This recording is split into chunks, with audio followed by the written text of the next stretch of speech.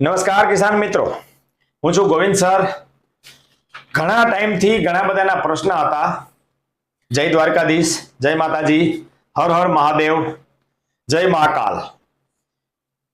ઘણા બધાના પ્રશ્ન હતા કે સર તમે બાગાયત ખેતી વિશે ફ્લાવરિંગ છે, નેમેટોડ છે, અથવા કયું ખાતર ક્યારે આપવું અથવા કયા ગ્રેડ ક્યારે આપવા, તણાવમાંથી પ્લાન્ટને બહાર કેવી રીતે લઈ આવી શકાય, સાઈઝ કેમ વધારી શકાય, આ બધાના પ્રશ્ન હતા કે સર તમે બાગાયત વિશે હજી કોઈ વિડીયો નથી બનાવ્યા.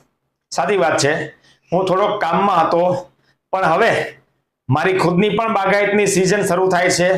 એટલે જે મેં પ્રેક્ટિસિસ કરી છે, જે મારો અનુભવ છે એ હું દરેક ખેડૂત સાથે શેર કરવા માંગુ છું. દરેક ખેડૂતને ક્યાંક ને ક્યાંક ફાયદો થાય. જો ઘણા બધા મને પ્રશ્ન પૂછે છે, સર મધમાખી નથી આવતી તો શું કરવું? બરાબર છે, મધમાખીને પેટીમાંથી બહાર કેમ લઈ આવવી? વરસાદ અને વીજળી સાથે વરસાદ પડે તો શું આયોજન કરી શકાય? આ બધા જ મુદ્દા છે એ બાગાયતની અંદર બહુ ધ્યાનમાં રાખવા જેવા છે. બાગાયતની અંદર સૌથી વધારે રૂપિયા મળે એ હકીકત છે, કારણ કે મારો અનુભવ છે. તમે 1 એકરે ધારો તો 10 થી 15 થી 20 લાખ રૂપિયા પર એકરે તમે કમાઈ શકો. જેવી ખેતી સમજો, પછી તો ભાવને આધારે હોય, પણ આ હું તમને જે સરેરાશ વાત કરું છું કે ભાઈ જામફળની ખેતી હોય, દાડમની ખેતી હોય, કેળાની ખેતી હોય, પપૈયાની ખેતી હોય, આંબાની ખેતી હોય, સીતાફળ છે, ડ્રેગન ફ્રૂટ છે, આ કોઈ પણ બગીચા છે ને એની અંદર સાયકોલોજી કયો, ફિઝિયોથેરાપી કયો, કેમિસ્ટ્રી કયો, બાયોલોજી કયો, આ તમામ વસ્તુ છે ને સરખી હોય.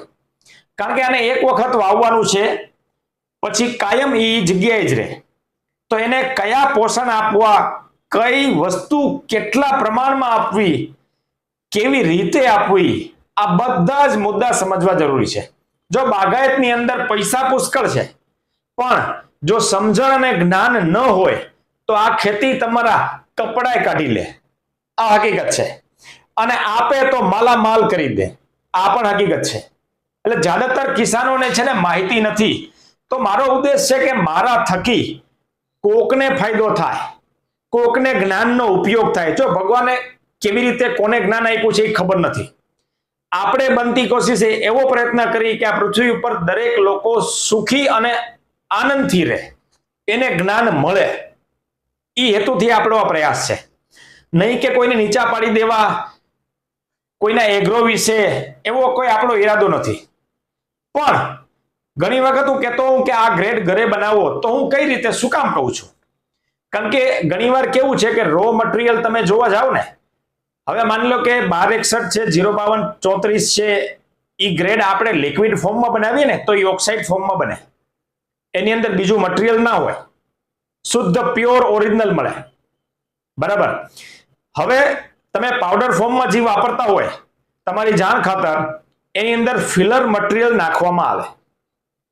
હું કોઈ કંપનીનું નામ નહીં લઉં, આપણે કોઈ કંપની વિરુદ્ધ જવા નથી માંગતા, પણ આ અમે નજરે જોયેલી વસ્તુ છે. આમ શોક થઈ ગયા કે વોટ ઇઝ ધીસ? આ શું?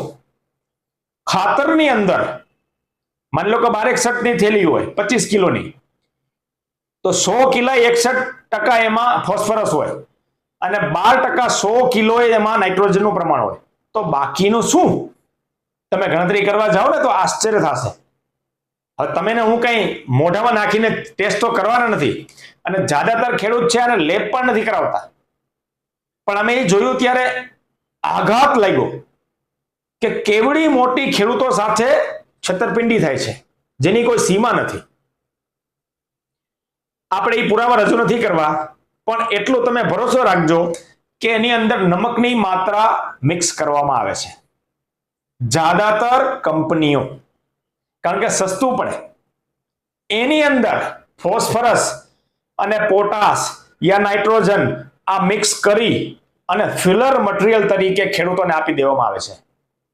ક્યારેક ક્યારેક તો આખી બોરી નમકની મળે છે. મિત્રો, ખેડૂત મિત્રો ખાસ તમે જોજો, આ બહુ ભયંકર ઘટના છે. ખેડૂતો સાથે જેટલા છળ થાય છે ને એની કોઈ સીમા નથી, કારણ કે અહીંયા છે ને જ્ઞાનનો અભાવ છે. એનીવે, હું તમને માહિતી આપીશ મારાથી તમામ વસ્તુ હું તમને સાચી અને સત્ય હકીકત માહિતી આપવા જઈ રહ્યો છું. નવા હોય ખાસ લાઈક, સબસ્ક્રાઇબ અને લોકો સાથે શેર કરવા વિનંતી. જો નેમેટોડ છે એ બાગાયત ખેતીનો સૌથી મોટામાં મોટો દુશ્મન છે. પહેલા એને સમજવું પડે, એના કેટલા કેમિકલ આવે છે, જૈવિક ઉપાય કેટલા છે, કેવી રીતે કંટ્રોલ કરી શકાય, ફ્લાવરિંગ માટેના કયા ઓપ્શન છે. જો ઘણા પીજીઆર વાપરે છે, પુષ્કળ પ્રમાણમાં પીજીઆર વપરાય છે, પણ ખબર નથી કે આ પીજીઆર શેના માટે છે. પીજીઆર એટલે તમને ખબર હોય તો પહેલાના વખતમાં કેમ સ્કૂટર આવતું હોય ને સહેજ આમ વાકું કરવું પડે તો જ ચાલુ થાય, એટલે પેટ્રોલ સૂંઘાડવું પડે, અથવા કેરોસીન ઘાસલેટ આવે એ સૂંઘાડવું પડે, એનું પોતું તો એ ચાલુ થાય. તો મિત્રો એ ખાલી સૂંઘાડવાનું હોય. ખેડૂતો બેફામ પીજીઆર નો ઉપયોગ કરે છે. તમે પીજીઆર ઉપયોગ કરો એટલે સમજી લેજો તમે પ્લાન્ટને ઓર્ડર આપો છો કે તારે આવું કરવાનું છે, પણ તમને જ ખબર નથી કે આ શેના માટે છે.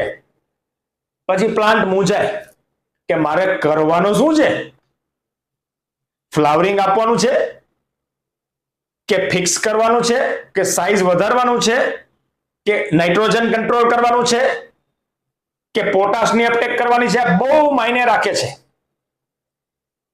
એનીવે હું તમને એક રાજ ખોલતો જઈશ, મારી સાથે બન્યા રહેજો.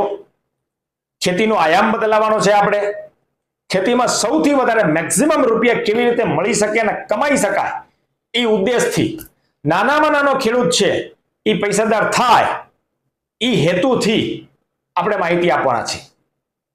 હવે પછીના ઘણા બધા વિડીયો, જો કે બીજી બધી માહિતી તો મળતી જ રહેશે, પણ બાગાયત વિશે ઘણા બધા વિડીયો આપણે નથી બનાવ્યા, જે હવે હું બનાવવા જઈ રહ્યો છું. કારણ કે હવે સિઝન શરૂ થાય છે અને ઘણા બધાના પ્રશ્ન છે, સર તમે આના વિશે કંઈક કયો. ચિંતા ન કરતા, હવે એનો જ વારો છે અને એવા દમદાર જબરજસ્ત આપણે ખેતીમાંથી રૂપિયા બનાવવાના છે. જો વાતાવરણ આપણા હાથમાં નથી, ભાવ આપણા હાથમાં નથી, પણ એની સામે કેમ લડી શકાય એ આપણા હાથમાં છે. ટેકનિકલ, કેમિકલ રીતે, સાયન્ટિફિકલી રીતે, અનુભવને આધારે આ બધી માહિતી હું તમને આપતો રહીશ. મિત્રો શેર કરવાનું ભૂલતા નહીં. ઘણા બધા ખેડૂતો સુધી આપણે પહોંચવાનું છે. રેડીમેડ ખાતર પણ મળે છે, એની પણ ઇન્ફોર્મેશન આપણે આપશું. ફંગીસાઇડ વિશે પણ ઇન્ફોર્મેશન આપશું. નેમેટોડ વિશે પણ ઇન્ફોર્મેશન આપશું. સૂર્યપ્રકાશ ઓછો હોય, 10-15 દિવસ સતત વાદળ હોય, સૂર્યનો તડકો ના આવતો હોય, તો પ્લાન્ટ ખાવાનું કઈ રીતે બનાવે, તો એને આપણે શું આપીએ તો એને મદદ થાય. જેમ તમને મને શરીરમાં માંદા પડીએ, તકલીફ પડે, ઝાડા થાય, એમ પ્લાન્ટને પણ આ પરિસ્થિતિ લાગુ પડે. તો જો કોઈને ઝાડા થયા હોય અને તમે એને 56 ભોગ ધરાવો આગળ, એ કે નહીં ખાય, કારણ કે એની કેપેસિટી જ નથી કે ખાવાની. એમ ઝાડને પહેલા સમજવું પડે, એની આખી બાયોગ્રાફી સમજવી પડે. હું પણ ઘણા બધા લોકોના સાથે ટચમાં રહીને એ અનુભવ મેં જાણ્યા છે, એના પણ અનુભવ હું શેર કરીશ, જેથી કરીને તમારા ખેતીની અંદર બદલાવ આવી શકે, તમે એમાંથી રૂપિયા કમાઈ શકો. એ હેતુથી આપણે ઘણી બધી સિરીઝ આવવાની છે. બન્યા રહેજો. લોકો સાથે ખાસ શેર કરવાનું ભૂલતા નહીં.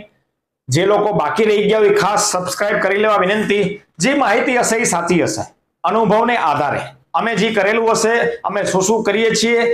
જો અમારી પાસે તમે નહીં માનો, 5 વર્ષથી મારી પાસે નોટબુક છે કે વરસાદ પડ્યો ત્યારે આ પરિસ્થિતિમાં આવું કર્યું. તમે લખેલું હોય, લખેલું વાંચાય. જો ગયા વર્ષે આવું શું કર્યું તું ભૂલાઈ જાય. એમ નહીં, વરસાદ હતો, ફ્લાવરિંગ સિરીઝ હતી, શું કામ ઝીંકનો સ્પ્રે કરવો પડે. મિત્રો ફૂલ ખીલે ત્યારે સમજજો કે એને હજી વધારે 2 દિવસ આપણે ત્યાં ને ત્યાં ચોટી રહે અને ફલિનીકરણ થાય તો કયો સ્પ્રે કરવો જોઈએ એ પણ શીખવું જરૂરી છે. બધી જ માદા છે, વધારેમાં વધારે પોલિનેશન થાય તો એના માટે કયો સ્પ્રે કરવો જોઈએ, આ બધા જ પેરામીટર માયને રાખે છે. ચિંતા ન કરતા, હું તમને બધી માહિતી આપવા જઈ રહ્યો છું. મારી સાથે બન્યા રહેજો. શેર કરવાનું ભૂલતા નહીં. ઘણા બધા લોકો સાથે આપણે બહુ જબરજસ્ત માહિતી આપલે અને જ્ઞાન આપશું. જય મહાકાલ. આગળ નવું આવતું રહેશે. મારી સાથે વિશ્વાસ બનાવી રાખજો. હું પણ બનતી કોશિશે ક્યાંય વિશ્વાસનો ભંગ ન થાય, વિશ્વાસઘાત ન થાય એની પૂરેપૂરી કાળજી રાખીશ. ધન્યવાદ, આભાર. જય મહાકાલ.